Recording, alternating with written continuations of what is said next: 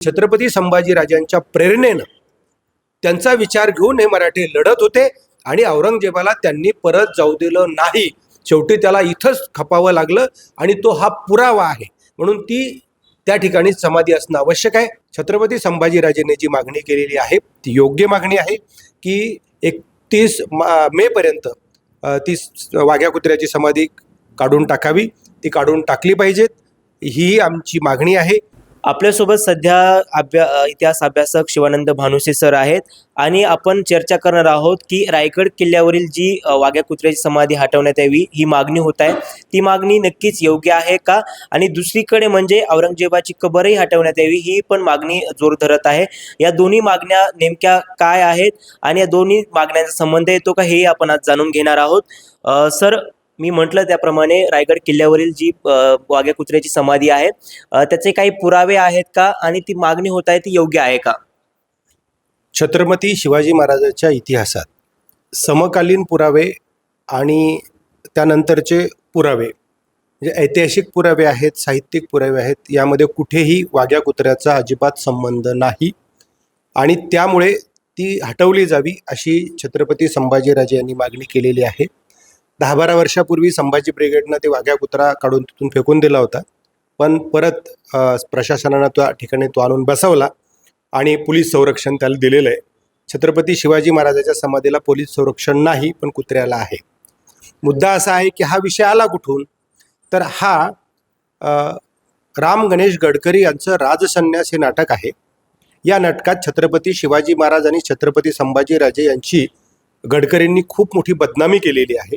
त्याची जी प्रस्तावना आहे त्या प्रस्तावनेमध्ये या वाघ्या कुत्र्याचा उल्लेख जाणीवपूर्वक इतिहासाचं विकृतीकरण करण्यासाठी आलेला आहे. गोनी दांडेकरांच्या कथेमध्ये तो उल्लेख आलेला आहे आणि त्यानंतर 1936 या त्या ठिकाणी म्हणजे 1925ला छत्रपती शिवाजी महाराजाच्या समाधीचा जीर्णोद्धार झाला. त्याच्या अगोदर ती महात्मा फुलेंनी समाधी शोधून काढली. 10 वर्षानंतर हा विषय यांनी विकृतपणे त्या ठिकाणी आणला आणि आत्रे असतील, गडकरी असतील किंवा दांडेकर असतील, ही जी सगळी प्रतिगामी मंडळी आहे या मंडळींनी त्या ठिकाणी 1936ला वाघ्या कुत्र्याची समाधी त्या ठिकाणी ठेवली. आता ती काही संबंध नाही, म्हणजे कुठल्या वाघ्या कुत्रा नव्हता, मोत्या कुत्रा नव्हता, त्यांनी कुठल्या शिवाजी महाराजाच्या चितेत त्यांनी उडी मारलेली नव्हती, असं काहीही केलेलं नव्हतं. पण इतिहासाचं विकृतीकरण करायचं, जाणीवपूर्वक लक्ष विचलित करायचं, छत्रपती शिवाजी महाराजाच्या बाजूला ती समाधी बसवायची म्हणजे सगळे त्या लक्ष केंद्रित होईल, संरक्षण त्या समाधीला द्यायचं, शिवाजी महाराजाला नाही. त्यामुळं ऐतिहासिकदृष्ट्या जर विचार केला तर ज्या चुकीच्या गोष्टी असतात त्या इतिहासातून आपण काढून टाकल्या पाहिजेत आणि म्हणून छत्रपती संभाजीराजेंनी जी मागणी केलेली आहे ती योग्य मागणी आहे की 31 मे पर्यंत ती वाघ्या कुत्र्याची समाधी काढून टाकावी, ती काढून टाकली पाहिजेत, ही आमची मागणी आहे. संभाजीराजांना आमचा सपोर्ट आहे. बरं, तुम्ही म्हटले इतिहासाचं विकृतीकरण चालू आहे, नेमकं हे विकृतीकरण कोण करतंय आणि आताच हा विषय समोर का आलाय? महत्त्वाचा मुद्दा हा आहे की छत्रपती शिवाजी महाराजाचा इतिहास असेल किंवा छत्रपती संभाजीराजांचा इतिहास असेल, हा इतिहास चिटणीसाची जी बखर आहे त्या चिटणीसाच्या बखरीमध्ये हा इतिहास विकृत करण्याचं काम केलं गेलं आहे. आता हा चिटणीस कोण होता याचा जर आपण अभ्यास केला तर जो अनाजी पंथ आहे, ज्या अनाजी पंथाला छत्रपती संभाजीराजांनी हत्तीच्या पायाखाली दिलं होतं, का दिलं होतं इतिहास आता सगळ्यांना पुढे आलेला आहे. त्यांनी देशद्रोह, स्वराज्यद्रोह केला होता म्हणून त्याला हत्तीच्या पायाखाली दिलं होतं. त्या अनाजी पंथाचा हा मल्हार रामराव चिटणीस हा खापर बनतोय. आपल्या खापर पंजोबाचा त्या हत्तीच्या पायाखाली दिल्याचा बदल्याच्या संदर्भात त्यानं ती चिटणीसाची बखर लिहून छत्रपती संभाजीराजे आणि शिवाजीराजांची बदनामी केलेली आहे. तोच संदर्भ घेऊन हा राम गणेश गडकरी असेल, बम पुरंदरे असेल, निनाद बेडेकर असेल, सावरकर असतील, गोळवणकर असतील, या सगळ्यांनी छत्रपती शिवाजीराजांची संभाजीराजांची बदनामी केलेली आहे. जेम्स लेन या देशात आला होता, त्याला कुठं माहीत होता इतिहास, पण पुरंदरे सारख्या लोकांनी त्याला चुकीची माहिती दिली आणि मग त्यानं शिवाजीच बायोलॉजिकल फादर दादोजी कोंडदेव अशा पद्धतीने ते लिहिलं आणि जिजाऊ मातेची आणि शिवाजी राजांची बदनामी केली. जाणीवपूर्वक ज्या ज्या ठिकाणी यांना संधी मिळेल त्या त्या ठिकाणी हे छत्रपती शिवाजी राजांची बदनामी करण्याचं काम करत राहतात, संभाजीराजांचं काम बदनामी करण्याचं काम करत राहतात. कारण यांचं एक अशी धारणा आहे की आमच्यापेक्षा जगात कुणीच श्रेष्ठ नाही आणि कुणी जर श्रेष्ठ होत असेल तर मग आम्ही गुरु आहोत. तेही जर मान्य होत नसेल किंवा सिद्ध होत नसेल तर मग आमचेच आहेत, तेही मान्य किंवा सिद्ध होत नसेल तर मग हे कशा पद्धतीने विकृत आहे. अशा पद्धतीने इतिहासाचं विकृतीकरण करण्याचं काम सातत्यानं या देशात सुरू आहे. त्यासाठी वाशी बेंद्रेसारखे चांगले इतिहासकार यांनी 40 वर्ष म्हणजे देश विदेशात फिरून संशोधन केलं आणि त्यांनी खरा इतिहास शोधून काढला, त्याच्यावर खंड लिहिले. तेच पुढे मग जयसिंगराव पवार असतील, इंद्रजित सावंत असतील, पुरुषोत्तम खेडेकर असतील, मामा देशमुख असतील, आहा साळुंके असतील, चंद्रशेखर शेखरेंपर्यंत या सगळ्या लोकांनी अतिशय खरा इतिहास काय आहे छत्रपती शिवाजी राजांचा आणि संभाजी राजांचा तो इतिहास सांगण्याचं काम केलेलं आहे. तो सगळा पुराव्यासह इतिहास आम्ही सांगतो आहोत.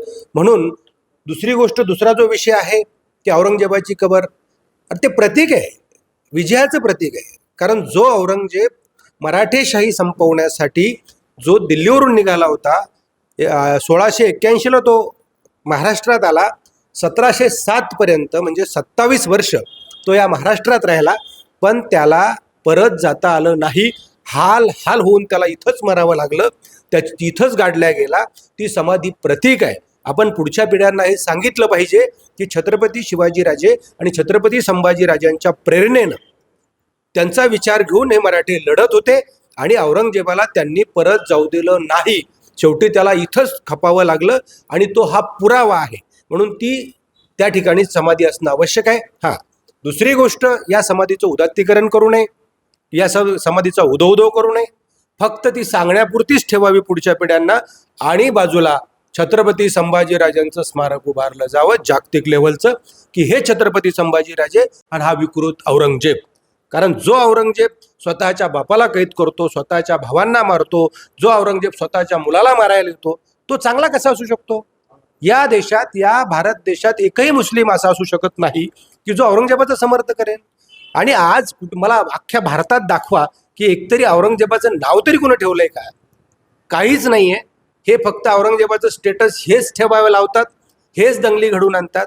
नागपूरला जी दंगल घडून आणली ना, ही पूर्वनियोजित दंगल आहे. विकासाचे मुद्दे, शेतकऱ्यांचे मुद्दे, महिलांचे मुद्दे, लाडक्या बहिणींचे मुद्दे किंवा जेव्हा यांना त्या विषयावर बोलता येत नाही तेव्हा मग धार्मिक आणि जातीय दंगली घडवायच्या, लोकांचं लक्ष विचलित करायचं आणि लोक संभ्रमात पडायचे, भावनिक करायचे आणि या ठिकाणी या पद्धतीचं वातावरण विकृत करण्याचं काम या देशात चालू आहे, असं आमचं स्पष्ट मत आहे आणि हे आम्ही रोखणार आहोत. औरंगजेबाची कबर आणि हे दोन्ही विषय वेगवेगळे आहेत का? हे दोन विषय वेगळे आहेत. म्हणजे ही जी कबर काढा हा म्हणणारा वर्ग जो आहे हा विकृत वर्ग आहे. कोणती कबर? औरंगजेबाची कबर काढा म्हणणारा हा विकृत वर्ग आहे. ज्या लोकांनी छत्रपती संभाजीराजे शिवाजीराजांना छळलं, त्यांच्यावर वाईट लिहिलं, ते पुरावे आहेत. सावरकर, बेडेकर, गोळवणकर, पुरंदरे हे सगळे जे लोक आहेत यांनी शिवाजीराजे संभाजीराजांची बदनामी केली आणि आता त्यांना म्हणजे पुतना मावशीचं प्रेम उतू चाललं का म्हणून ही लोक जाणीवपूर्वक हे कॉन्ट्रोवर्सी करतायत. म्हणजे आज संभाजीराजांचा इतिहास आता लोकांना मान्य करावा लागतो, लोकांपुढे आलाय आणि मग आता काय करायचं तर आता या पद्धतीनं विकृतीकरण करण्याचं काम करायचं. मग तुम्ही ती कबर काढा, नाही तर मग आम्ही असं करू. कोण येते बजरंग दल आणि विश्व हिंदू परिषदेवाले ज्यांनी सातत्यानं संभाजीराजांची बदनामीच केली आहे. आणि जर यांना खरंच प्रेम असेल तर माझं त्यांना सांगणं आहे, आव्हान आहे की तुम्ही सावरकरांचं हिंदू पातपातशाही, पुरंदरेचं राजा शिवछत्रपती, गोळवणकरांचं पंचम थॉट हे तुम्ही जाळणार आहात का? हे तुम्ही जाळले पाहिजेत मग, कारण याच्यात बदनामी झाली संभाजीराजांची. पण हे असं नाही करणार आहे. ते तर आम्ही शिकवणार आहेत ना, ते जाळलं पाहिजे, पण ते नाही करणार. इथली एकदा समाधी काढून टाकली म्हणजे शिवाजीराजांचा पराक्रम. थोडक्यात शिवाजीराजे कुणाच्या विरोधात लढले, कोण शत्रू होता? औरंगजेब हा बलाढ्य सर्वात मोठा शत्रू शिवरायांचा होता, जो आशिया खंडाचा बादशाह होता आणि त्याला नामोहरण करण्याचं काम इथल्या मराठ्यांनी शिवाजीराजांच्या प्रेरणेनं केलंय. त्याला इथं संपवलंय. म्हणजे शिवाजीराजे हे त्याच्यापेक्षाही मोठे होते. म्हणजे जरी ते विस्तारानं नसतील तरी ते मोठे होते म्हणून त्या औरंगजेबाला इथे खपावं लागलेलं आहे, संपावं लागलेलं आहे. हा इतिहास सांगावा लागणार आहे. परंतु यांचं असं चाललंय की विरोधक म्हणजे ते संपून टाकायचं, कबर संपून टाकायची. मग इतिहास काय सांगणार आहेत तुम्ही? कोणाच्या विरोधात लढले शिवाजी महाराज? कोण होते? असा प्रश्न उपस्थित होतो. म्हणून ती कबर आवश्यक आहे. विनाकारण ती कबर काढा हे राजकारण आहे. जाणीवपूर्वक हे धार्मिक आणि जातीय दंगली भडकवण्याचा कार्यक्रम या देशात RSS, त्यांच्या 17 उपसंघटना, भाजप सध्या करतंय असा आमचा स्पष्ट आरोप आहे. नक्कीच वाघ्या कुत्र्याचा इतिहासात कोणताही पुरावा नाही, त्यामुळे त्याची कबर काढण्यात यावी. तर दुसरीकडे औरंगजेबाची जी कबर आहे ती एक संभाजी महाराज शिवाजी महाराजांचा पराक्रमाचा इतिहास आहे, त्यामुळे ती न काढता त्याचं उदात्तीकरण करू नये असं इतिहासकारांचं मत आहे. मी राम बुधवंत, नवराष्ट्र, छत्रपती संभाजीनगर.